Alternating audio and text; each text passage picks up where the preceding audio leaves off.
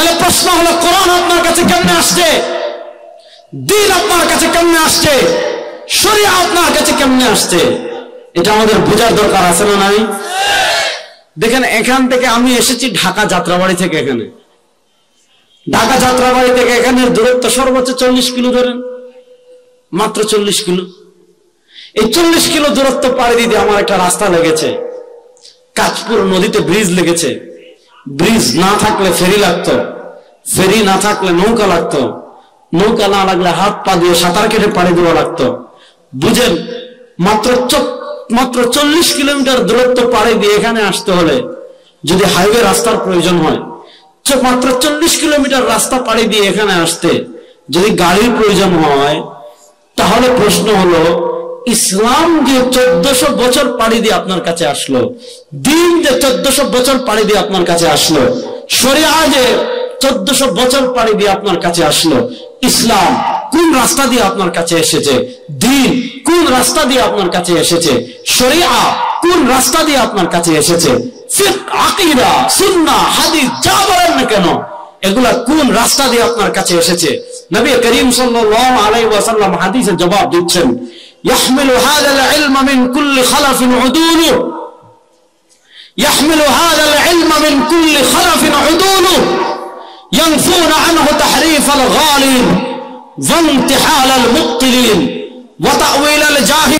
যুগে এক একদল আলেম তৈরি করে দেন, يحمل هذا العلم من كل خلف عدوله। আল্লাহ তাআলা প্রত্যেক যুগে একদল ন্যায়পরায়ণ আলেম তৈরি করে দেন, যারা জুলুমের সামনে মাথা নত করে না, যারা অত্যাচারের সামনে মাথা নত করে না, যারা হামলা মামলার সামনে মাথা নত করে না, যারা লোভের সামনে মাথা নত করে না, যারা টাকার সামনে মাথা নত করে না, যারা চাকরির সামনে মাথা নত করে না, যারা পদের সামনে মাথা নত করে না। আল্লাহ তাআলা আদর্শের উপর অটল এমন একদল আলেম প্রত্যেক যুগে তৈরি করে দেন, যারা তাদের পূর্ববর্তীদের থেকে ইলমকে তার কাঁধে বহন করেন, কোরআনকে তার কাঁধে বহন করেন, হাদিসকে তার কাঁধে বহন করেন, শরিয়াকে তার কাঁধে বহন করেন, তার কাঁধে বহন করে পরবর্তী প্রজন্মের আরেকদল আলেমের কাছে পৌঁছাই দেন। ওই আলেম তার পরবর্তী প্রজন্মের কাছে পৌঁছাই দেন, ওই আলেম তার পরবর্তী প্রজন্মের কাছে পৌঁছাই দেন, ওই আলেম তার পরবর্তী প্রজন্মের কাছে পৌঁছাই দেন। এইভাবে 1400 বছরের হাইওয়ে পাড়ি দিয়ে কোরআন আপনার কাছে আসছে আলেমদের মাধ্যমে, ফিকহ আপনার কাছে আসছে আলেমদের মাধ্যমে, হাদিস আপনাদের কাছে আসছে আলেমদের মাধ্যমে, কোরআন আপনাদের কাছে আসছে আলেমদের মাধ্যমে, ইসলাম আপনাদের কাছে আসছে আলেমদের মাধ্যমে। সুতরাং যারা আলেমের বিরোধিতা করবে, আলেমের শত্রুতা করবে, এরা ইসলামের শত্রু, কোরআনের শত্রু, আল্লাহর শত্রু, রাসূলের শত্রু।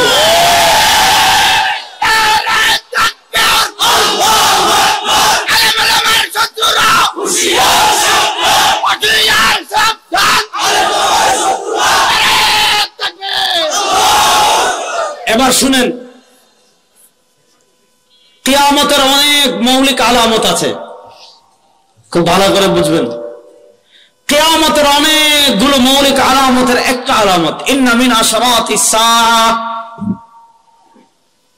নবী করিম সাল্লাল্লাহু আলাইহি ওয়াসাল্লাম বলেন, ইন্না মিন আশরাতিস সাআতি আন তুরফা'আল ইলম। আমার আম্মা শোনো, কিয়ামতের মৌলিক আলামতগুলোর একটা আলামত হলো ইন্না মিন আশরাতিস সাআহ। কিয়ামতের অনেকগুলো মৌলিক আলামতগুলোর একটা আলামত হলো আন তুরফা'আল ইলম। আল্লাহ তাআলা দুনিয়া থেকে ইলমকে উঠিয়ে নেবেন।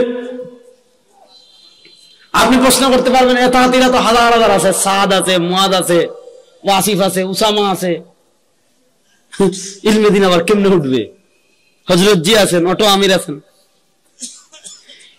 নবী করিম সাল্লাল্লাহু আলাইহি ওয়াসাল্লাম বলেন, ইন্না মিন আশরাতিস সাআহ। কিয়ামতের আলামত, খুব মনোযোগ দিয়ে যুবকরা হাদিসটা শুনবা।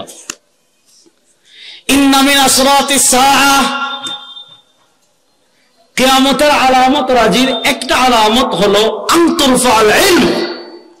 আল্লাহ রাব্বুল ইজ্জত ওয়াল জালাল দুনিয়া से ইলম উঠা দে, ইলম উঠিয়ে নেওয়া হবে।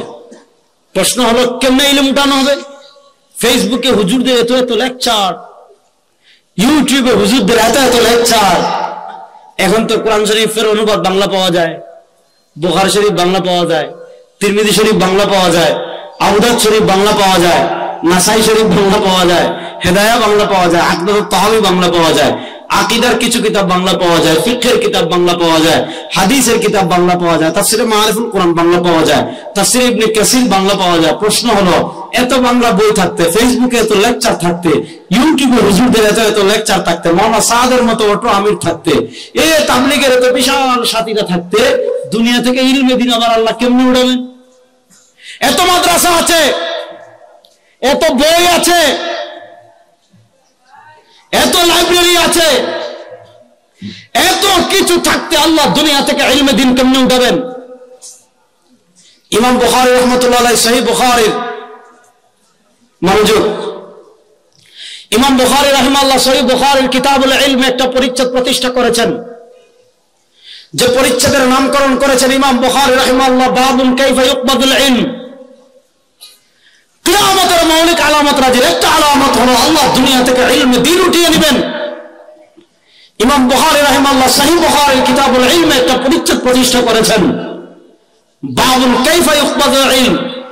এত বই থাকতে, এত লেকচার থাকতে, এত ওয়েবসাইট থাকতে, এত ঘন্টাধারী শায়েখ থাকতে আল্লাহ দুনিয়া থেকে ইলমে দ্বীন আবার কেমনে উঠাবেন? নবী করিম সাল্লাল্লাহু আলাইহি ওয়াসাল্লাম জবাব দিচ্ছেন, ইন্নাল্লাহা লা ইয়ানতাজিউল ইলমা ইনতিজাআনহি ওয়া ইন্নামা ইয়ানতাজিউল ইলমা বিকবজিল উলামা ফাত্তাখাযান নাস রুউসান জুহালান ফাযাল্লু আযাল্লু। এই হাদিসের ব্যাখ্যা করার আগে আরেকটা হাদিস শুনাই। আল্লাহ নবী সাল্লাল্লাহু আলাইহি ওয়াসাল্লাম বলেন, আমার উম্মার উপর এমন এক সময় আসবে, এই হাদিসে বুখারীতে আসছে, আমার উম্মার উপর এমন একটা সময় আসবে, আমার উম্মার উপর এমন একটা কাল আসবে, আমার উম্মার উপর এমন একটা যুগ আসবে, ইয়াযহাবুস সালিহুনা আল-আউয়াল ফাল-আউয়াল। আল্লাহর যত নেক বান্দা থাকবেন, আল্লাহর যত পুণ্যবান বান্দা থাকবেন, ইয়াযহাবুস সালিহুনা আল-আউয়াল ফাল-আউয়াল। আল্লাহর সব নেক বান্দারা, আল্লাহর সব পুণ্যবান বান্দারা, ভালো মানুষ যারা, সবাই একে একে একে একে একে একে দুনিয়া থেকে চলে যাবেন। ইয়াযহাবুস সালিহুনা আল-আউয়াল ফাল-আউয়াল। আল্লাহর সব নেক বান্দারা, আল্লাহর সব পুণ্যবান বান্দারা সবাই একে একে দুনিয়া থেকে চলে যাবেন। ওয়ায়াবকা হুসালাতুন কা হুসালাতিশ শাঈর। আপনাদের সোনারগাঁওয়ে কি ধান লাগায়? কথা বল না, ধান লাগায় না? ধান লাগায়। দেখবেন কৃষক যখন ধানের চারা জমিনে ফেলে, কৃষক যখন ধানের চারা জমিনে ফেলে, তখন চারার তার কাছে অনেক দাম। ধানের যখন একটু চারা গজায় অনেক দাম, আরেকটু বড় যখন হয় অনেক দাম। কেন অনেক দাম? অনেক দাম হওয়ার কারণ হলো এই চারা থেকে ধান হবে। এখন দেখা যাচ্ছে এই ধানের চারা যাতে ছাগল খেতে না পারে, ধানের চারা যাতে গরু খেতে না পারে, আমাদের সিলেট আমরা বলি বেড়া, বাঁশ কেটে বেড়া দে। কেন বাঁশ কেটে বেড়া দে? বাঁশ কেটে বেড়া এজন্য দে যাতে ছাগল খেতে না পারে, বাঁশ কেটে বেড়া এজন্য দে যাতে গরু খেতে না পারে। যদি একবার গরু খেয়ে ফেলে, যদি একবার ছাগল খেয়ে ফেলে, মালিক ছাগলরে পিঠায়, তারপর আবার যদি খায় মালিকের কাছে গিয়ে বিচার দে, তারপর যদি আবার খায় মহল্লার মসজিদে গিয়ে বিচার দে। কেন এই কাজটা করে? কারণ ধান তার কাছে দামি। কেন এটা করে? কারণ ধান তার কাছে অনেকটা দামি। কিন্তু কৃষক যখন ক্ষেত থেকে ধান কেটে নিয়ে যায়, কৃষক যখন ক্ষেত থেকে ধান তুলে নিয়ে যায়, জমিনে নেড়া থাকে, জমিনে আগাছা থাকে, ওই নেড়া যদি ছাগল খায় মালিক পিটায় না, ওই নেড়া যদি গরু খায় মালিক পিটায় না, ওই নেড়া যদি বাচ্চারা খেলাধুলা করে নষ্ট করে ফেলে মালিক পিটায় না। কেন পিটায় না? কারণ মালিকের কাছে নেড়ার দাম নাই। ধান কাটার পর নেড়ার দাম নাই, ধান কাটার পর আগাছার দাম নাই।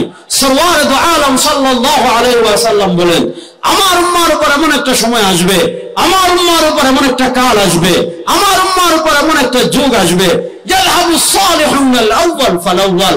আল্লাহর যত নেক বান্দা আছেন, আল্লাহর যত পুণ্যবান বান্দা আছেন, সবাই একের পরে একের পরে দুনিয়া থেকে চলে যাবেন। ওয়ায়াবকা হুসালাকা হুসালাতিশ শাঈর।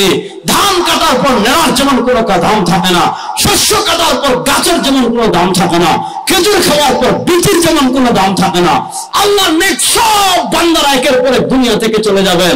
আমাদের মতো যাদের ঈমানে ভেজাল, আমাদের মতো যাদের আমলে ভেজাল, আমাদের ভিতরে যাদের আদর্শ ভেজাল, আমাদের ঈমানে ভেজাল, আমাদের আমলে ভেজাল, আমাদের আদর্শে ভেজাল, আমরা লাল চা খেয়ে আদর্শকে বিক্রি করে ফেলি, একটা 10 টাকার নোট পেলে আদর্শকে বিক্রি করে ফেলি, একটা 100 টাকার নোট পেলে আদর্শকে বিক্রি করে ফেলি, একটা 1000 টাকার নোট পেলে আপার জন্য আদর্শকে বিক্রি করি, নেতার জন্য আদর্শকে বিক্রি করি, মানুষের বানানো তন্ত্রমন্ত্রের জন্য আদর্শ বিক্রি করে ফেলি, সামান্য চমচমি করার জন্য আদর্শকে বিক্রি করে ফেলি, সামান্য গোলামি করার জন্য আদর্শকে বিক্রি করে ফেলি, ভারতের 5,000 জন্য আদর্শ বিক্রি করে ফেলি।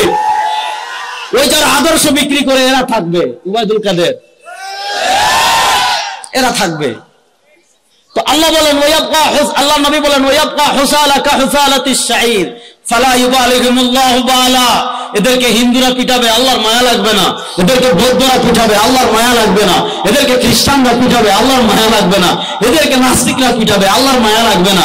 এদেরকে হাসিনা পিটাবে, আল্লাহর মায়া লাগবে না। এদেরকে মুদি পিটাবে, আল্লাহর মায়া লাগবে না। এদেরকে এরা পিটাবে, আল্লাহর মায়া লাগবে না। এদেরকে পুলিশ লীগ পিটাবে, আল্লাহর মায়া লাগবে না।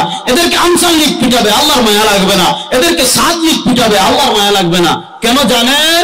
কারণ আল্লাহর নেক বান্দারা সবাই একের পর এক আগেই আল্লাহ দুনিয়া থেকে তুলে নিয়েছেন। এখন কি হবে জানেন? অবস্থা হবে সব চুর বাটপাট ডাকাত যারা আছে এরা সব নেতৃত্বে চলে আসবে। কেমনে উঠবে? আমি একটা একটা করে হাদিস শোনাই। এবার হাদিস আরেকটা শুনেন। নবী করিম সাল্লাল্লাহু আলাইহি ওয়াসাল্লাম, এটা বুখারী শরীফে এসেছে, হাদিস ভালো করে বুঝেন। সরওয়ার দু আলম সাল্লাল্লাহু আলাইহি ওয়াসাল্লাম বলেন সায়াতি আলান নাসি সানাওয়াতুন খাদ্দাআত। আপনি 1400 বছর আগে নবী করিম ইসলাম বলে গিয়েছেন, 1436 বছর আগে কমছে কম। আর অথচ আপনি যদি বাংলাদেশের প্রেক্ষাপটের সাথে মিলান, বাংলাদেশের হালাতের সাথে মিলান, মনে হবে রাসূলুল্লাহ সাল্লাল্লাহু আলাইহি ওয়াসাল্লাম আমাদের দেশের জন্য বলে গিয়েছেন। সায়াতি আলান নাসি সানাওয়াতুন খাদ্দাআত ইউসাদ্দাকু ফিহা আল-কাযিব ويكذب فيها الصادق ويؤتمن فيها الخائن ويخون فيها الأمين ويتكلم فيها الرويبضة. قالوا وما الرويبضة؟ قال الرجل التافه يتكلم في أمر العامة. নবী করিম সাল্লাল্লাহু আলাইহি ওয়াসাল্লাম বলেন আমার উম্মার উপর এমন একটা সময় আসবে, আমার উম্মার উপর এমন একটা কাল আসবে, আমার উম্মার উপর এমন একটা যুগ আসবে, খাদ্দাআত, ধোঁকার বয়স। অর্থাৎ কয়েকটা বছর যাবে খালি ধোঁকা ধোঁকা, বাটপারি বাটপারি, চিটারি চিটারি। প্রশ্ন হলো বছর আবার ধোঁকার হয় কেমনে? বছর আবার বাটপারি হয় কেমনে? রাসূলুল্লাহ সাল্লাল্লাহু আলাইহি ওয়াসাল্লাম বলেছেন এই বছরগুলো ধোঁকার হওয়ার কারণ হবে ইউকাযযাবু ফিহা আস-সাদিক ওয়া ইউসাদ্দাকু ফিহা আল-কাযিব। সবচেয়ে বড় মিথ্যুক যে, সবচেয়ে বড় চাঁদাবাজ যে, সবচেয়ে বড় দুর্নীতিবাজ যে, সবচেয়ে বড় টাকা পাচারকারী যে, সবচেয়ে বড় খুনি যে, সবচেয়ে বড় গুমকারী যে, সবচেয়ে বেশি যে দেশের টাকা চুরি করেছে, রাষ্ট্রের টাকা চুরি করেছে, উন্নয়নের নামে রডের বদলে বাস দিয়েছে, এই ধরনের চোর, এই ধরনের টাকা, এই ধরনের বদমাশ, এই ধরনের টাকা পাচারকারী, এই ধরনের দুর্নীতিবাদ, এই ধরনের অসৎ যারা থাকবে, মানুষ এদেরকে সবচেয়ে বড় সত্যবাদী মনে করবে। আমাদের দেশে আপনি জানেন এটা সুর, সুরের বাচ্চা সুর জানেন। আপনি জানেন সেও চোর, তার বাপও চোর। এটা হলো শিক্ষিত চোর। মানে একটা হলো জুতা চোর, এটা তো চিনি আমরা জুতা চোর। আরেকটা আছে পকেট মার, এটাও চিনি যেটা পকেট মার। কিন্তু আপনার এক দস্তখত দিয়ে রাষ্ট্রের কোটি কোটি টাকা, দেখেন না কি দরবেশ আমাদের দেশে বেরিয়েছিল। আমাদেরকে সহিহ হাদিস শিখায়। কি শিখায়? সহিহ হাদিস। আবার বলছে যে সহিহ হাদিসে কোনো সমস্যা নাই, তবে কোরআনে কিছু সমস্যা আছে।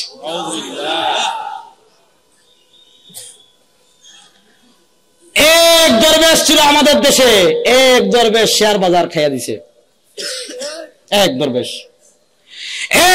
শেয়ার বাজার খেয়ে ফেলেছে, আরেক দরবেশ ইসলামী ব্যাংক খেয়ে ফেলেছে।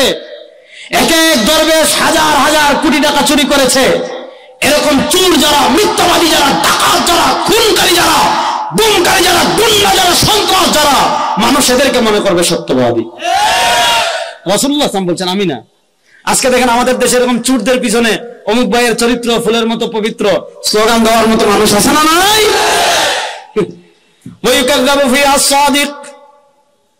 সত্যবাদী যে মানুষ মনে করবে মিথ্যাবাদী। আর যে খেয়ানতদার, আপনি জানেন রাষ্ট্রের টাকা চুরি করে বিদেশে বেগম পাড়া তৈরি করেছে। আপনি জানেন রাষ্ট্রের টাকা চুষে ভারতে পাচার করেছে।